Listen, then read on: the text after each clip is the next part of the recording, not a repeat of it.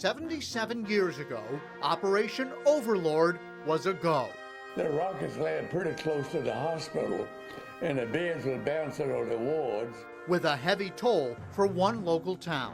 We learned of the Bedford boys, and that was an emotional experience that forever changed our lives. But it was a dedication decades ago that we'll never forget. And this is a proud day for the people of Virginia and for the people of the United States. And every day, more firsthand history fades. We want to make sure that what the greatest generation did in World War II, the freedoms that they helped secure for the world, that must be remembered. Along with the unknown stories of the bold and the brave. They made a significant difference. Tonight, we honor our heroes, carrying the torch with a debt we can never repay.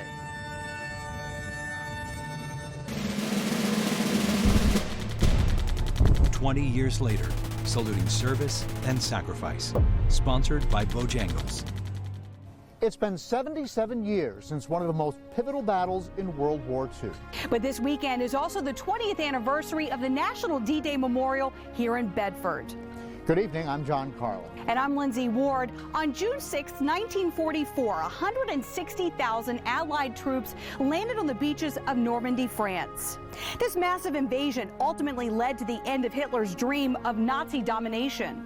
But 2,500 American service members died that day, including 19 men from Bedford, a town that suffered the greatest loss per capita.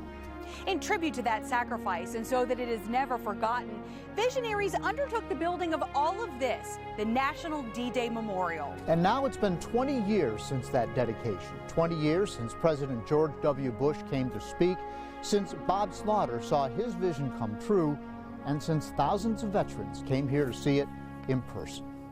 In the early hours of June 6th, at a rendezvous area codenamed Piccadilly Circus, Operation Overlord began. The 154,000 soldiers who stormed the beaches of Normandy on D-Day were not expecting heavy fire. And yet, thousands died. Among them, the now famous and tragic story of the Bedford boys, 19 of whom died that day. They are the reason the D-Day Memorial was built here instead of somewhere else.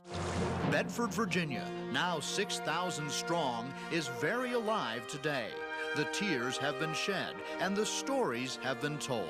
And 20 years ago, Bedford hosted the world at the dedication. Good morning, everyone. I'm Leanne Necessary. And I'm John Carlin. It is a reverent day here at the National D-Day Memorial for its dedication. We heard from military leaders from Britain and France, and from Bob Slaughter, the man who captained the memorial project from the outset. We had about 400 yards of flat sand to cross. I mean, most of the A Company got on the beach, but then when they got down on the sand is when they got clobbered. I remember taking it all in from atop a scissor lift, looking out over the men who had earned this memorial. Wall-to-wall coverage that we put out. I recently reached out to my then co-anchor, Leanne Necessary Brownlee. It was just such an amazing event. It was just a sea of veterans, and just amazing. The emotion, the gratitude was just there. My name is Frank Reese Mays. Frank Mays of Amherst County took it all in from the ball turret of his B-17, and later survived an unheard of 35 combat missions over Europe. We went through the heaviest concentration of anti-aircraft fire I ever yet seen. Traces and flak explosions were so thick that it looked impossible to get through without being hit. And even as we were doing our broadcast, Air Force One brought President George W. Bush to the Roanoke Airport. It was a lot of excitement at the airport that day. For me, it was the first sitting president I've ever covered. He got off the plane, he waved at everybody, and we were all excited to be part of the D-Day dedication, even though we weren't in Bedford. I think one of the things that stands out to me is how he pointed out that there was no better place for this memorial than Bedford. You have raised a fitting memorial to D-Day, and you have put it in just the right place. Not on a battlefield of war, but in a small Virginia town. I'm so honored that I got to be there. It's a great memory in my career, but also as a person. Today, as America dedicates our D-Day memorial. My own thoughts as well, and no doubt those of all who gathered in the shadow of the Overlord Arch some 20 years ago. While 20 years have passed since the memorial dedication, it's been more than 75 years since the day that Bedford fell to her knees. In the heart of Centertown sits a drugstore where the Western Union telegrams came in one morning, informing the small town of its devastating loss. Outside the Old Greens drugstore is the hustling sound of day-to-day life. But when you walk inside this iconic building, you step back in time. Black and white pictures, handwritten letters, and telegrams are just some of the artifacts the families of these men have on display. On our wall of honor are the 20 Bedford boys lost in action the morning of the invasion. 2 years ago, Ken and Linda Parker turned this historic spot into the Bedford Boys Tribute Center. We officially opened June the 1st, 2019. We've had 5,000 visitors, 45 states, 11 countries. Visitors from all over the world have looked in these display cases, hoping to get a better understanding of the devastation that overtook this town. The tragedy struck Bedford, and it came in here in Green's drugstore. 6 weeks after D-Day, on July 17, 1944, telegrams started printing out of this machine. Each one notifying a family their son was either killed or missing in action. The Western Union operator, a young woman named Elizabeth, reported the news that would change the fabric of this small town forever. People literally were lying on the sidewalks crying. 19 of their sons were placed on the altar of freedom, and it's the day that Bedford fell on her knees. Parker says it has taken decades for Bedford to heal, and it wasn't until just a couple years ago the community was even ready to open a tribute center like this. What has shifted, it's from pure sorrow and tragedy to the nieces and nephews today of wanting to continue the legacies of their beloved uncles. All of these personal effects of the Bedford boys are on loan to the Tribute Center from their families in an effort to keep their memories alive. Interestingly, Parker says there has been a plus side to the pandemic. The families have stayed home more. Finally getting to clean out the attic and the basement and downsizing. It never ceases to amaze us. If we see a stranger coming through the door carrying something, we know this now is a new relative we haven't met, bringing in more of the personal effects. And as the collection of local and international history grows in this old building on Main Street, Parker says he has no plans to stop educating anytime soon. When the 7 days we're here every week, we don't know what to expect going through the door.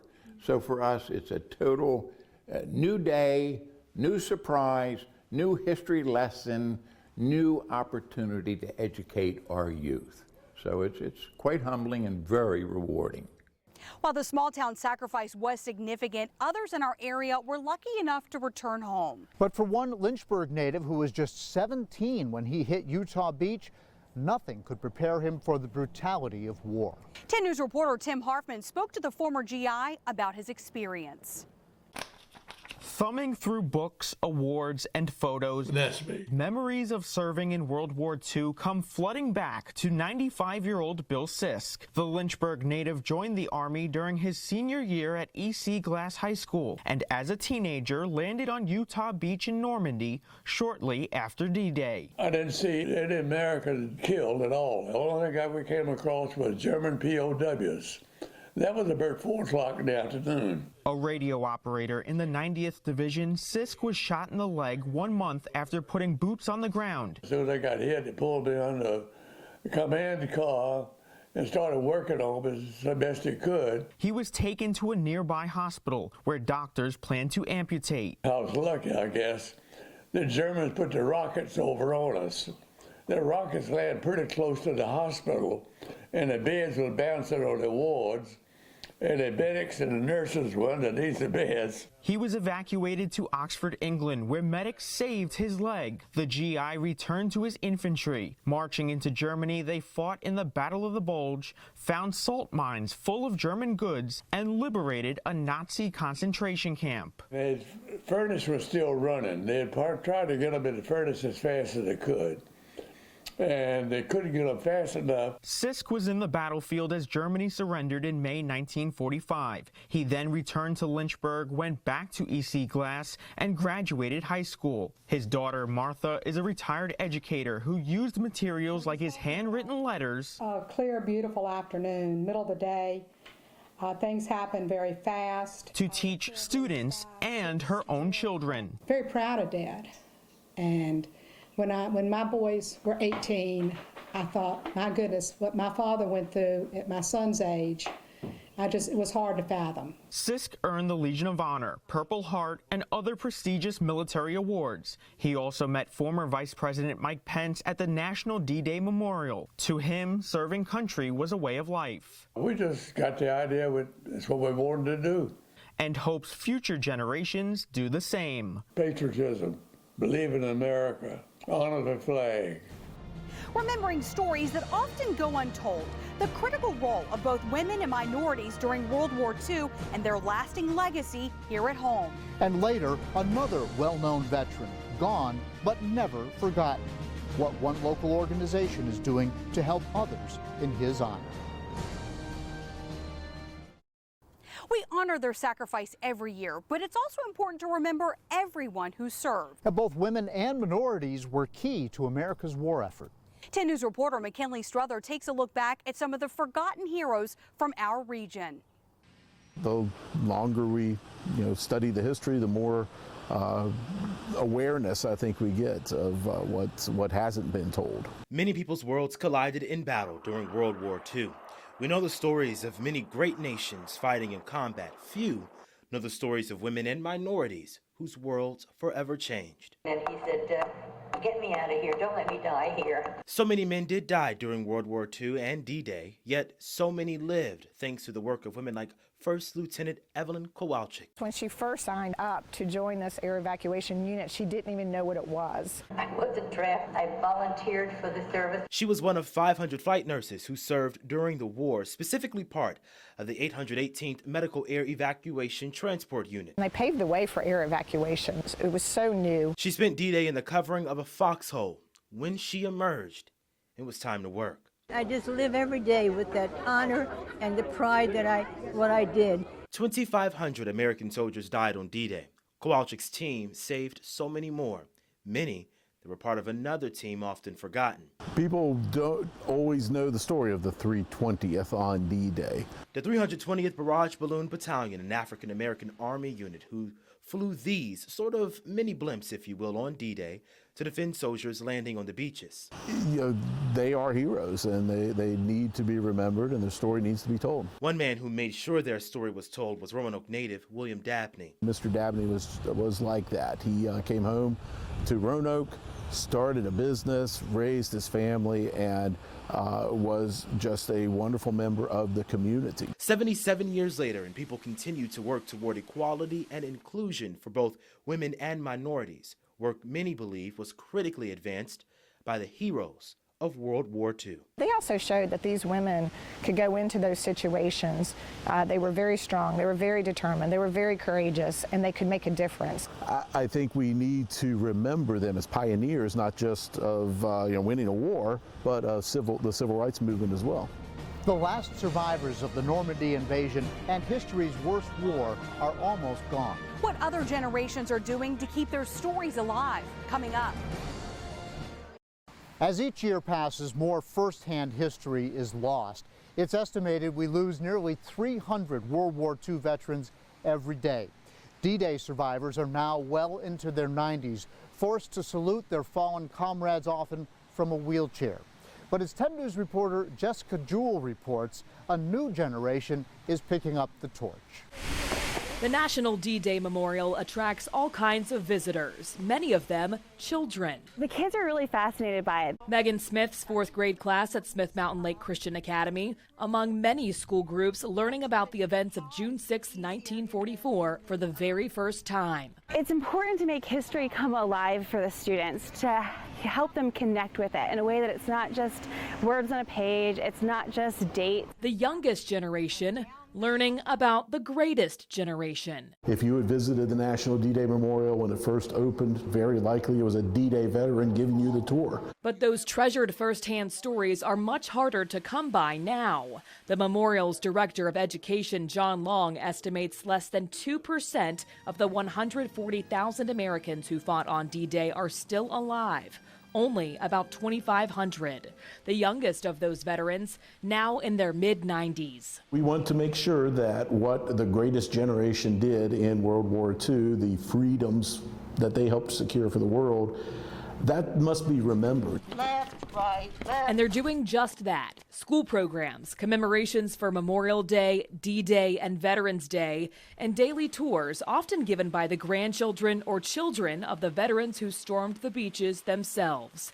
The 75th D-Day anniversary in 2019 referred to as a last hurrah. More than 100 World War II veterans in attendance, but far fewer expected to be around by the 80th anniversary. They were mobbed by people wanting to say thank you, wanting to introduce them to kids and grandkids so that a 10-year-old be able to say, I met World War II veterans. And I think that's important because the more of the younger generation who understand what happened in World War II, the more the legacy will continue on. Carrying the torch to preserve the stories that must not be forgotten. The legacy of a well-known hometown hero, credited with saving dozens of lives during World War II, lives on in Lynchburg.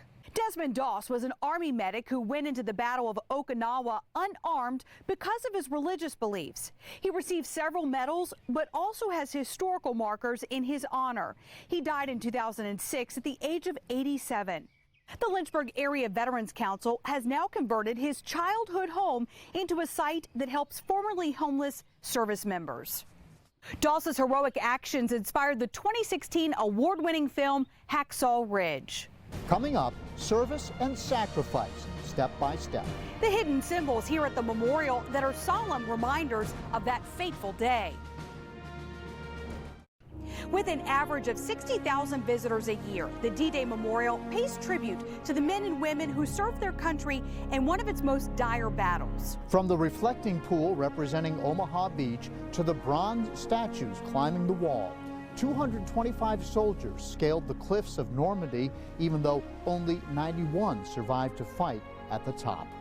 The most iconic feature here is the Overlord Arch, colored black and white like the symbol on Allied airplanes. It stands 44 feet and 6 inches tall to represent the date of D-Day. A powerful reminder right here at home that on the path to victory, America and its allies had to pay a steep price. So much sacrifice, one that we can never repay or forget. That's all the time we have for now. Thanks for joining us. Have a great night.